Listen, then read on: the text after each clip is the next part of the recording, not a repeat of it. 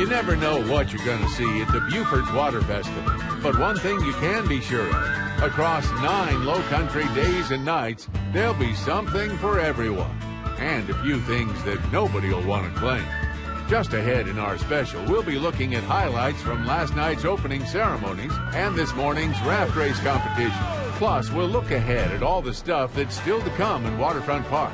The talent show, and the low country supper, and the bed race, and the parade, and the concerts, and those emblems of the Water Festival, the Whistlers. So prop up under that palmetto tree and feast your eyes on the southern side of summer as WTOC presents the 58th annual Buford Water Festival. Well, good evening, everybody, and thank you so much for joining us here for the 58th Annual Water Festival live from Buford. I'm Mike Sela. We are here in Buford's lovely Waterfront Park getting ready for Day 2 of the festivities, and a lot of things going on. 10 of the best days of summer you're going to be able to enjoy right here in Buford. So make sure you make your way down here. We're going to have a list of events. You can also check those out at WTOC.com. All to celebrate, well, water, and of course the Buford River behind me, and so many great things that are on the water out here to enjoy and love, and that keeps people around here each and every day of the year. And we want to talk about one of the special events that went on earlier today, and that, of course, the raft race. And there were a lot of teams involved in this, and joining us now to talk more about this great event that took place earlier, we do have Tammy Randolph and Megan Thompson. And there we see some of the teams, Muscle Spasms, Not a Crew. We're going to get to that in just a bit. I want to thank you, ladies, for joining us here for this live show, live from Waterfront Park. And tell us about the raft races. A lot of teams really involved in this. Yes, we had 32 teams this year. There's 3 divisions. There is commercial, nonprofit, and the military division.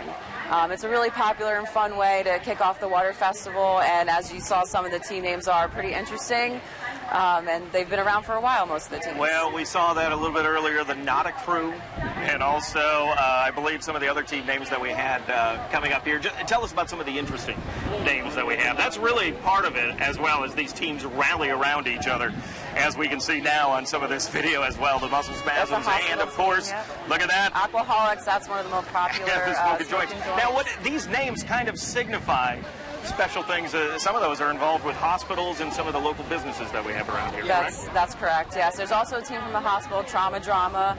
Naughty Crew is a hospital team. Smoke and Joints is a military team, and Ship-Faced is also a military team. And they're a very fun team every year. They really have a great time with everybody. Now, tell us about the raft race itself. As we're seeing some of the video here, it takes a lot of effort to be involved in this. It does. And they're going for time.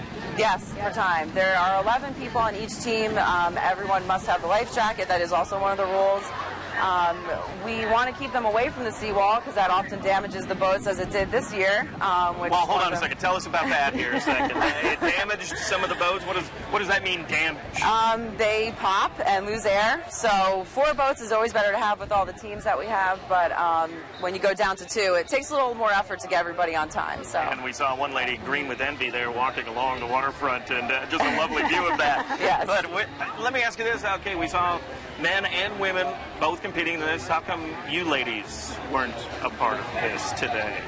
I choose to leave that to the professionals myself, so. Yeah, we like to stay where it's dry. Absolutely. That's also a plus. We like to stay where it's dry, and it's actually really fun getting all the teams together, and they get excited and get to watch everybody interact. It's fun. Well, let's talk about that, too. I mean, because this is a big undertaking, especially, what time did we start the races? 8 o'clock this morning, is that correct? 8 o'clock. Yeah, so we get there at 7 and hope that the teams follow shortly after that. And this is all based on time, and that's what we're really looking for as these teams are competing, to get that, I guess, shortest time, but also if you have the longest time as well. Yes, the time is what you want. There are 2 timers at the end of the finish line where they time each boat. So we keep track of everyone's time throughout the race. Sometimes it's pretty obvious who wins, and the time doesn't really matter, but the time gets recorded anyway. The fastest time this year was 20 seconds, so that also got an award this year, too. Well, and also this is one of those years, too, where, Megan, you're going to be taking over and helping to put this together in future years. And what is it about Buford that really draws you in, that you want to be a part of this water festival? It is such a charming community. I fell in love with it because of how the people, the community just welcome me in, and it's just my way to give back to it. So, including Megan, she stepped right in and helped me out today. So. Okay. Well, I appreciate you both taking the time here with us. We're going to be having much more coming up here from the Buford Water Festival.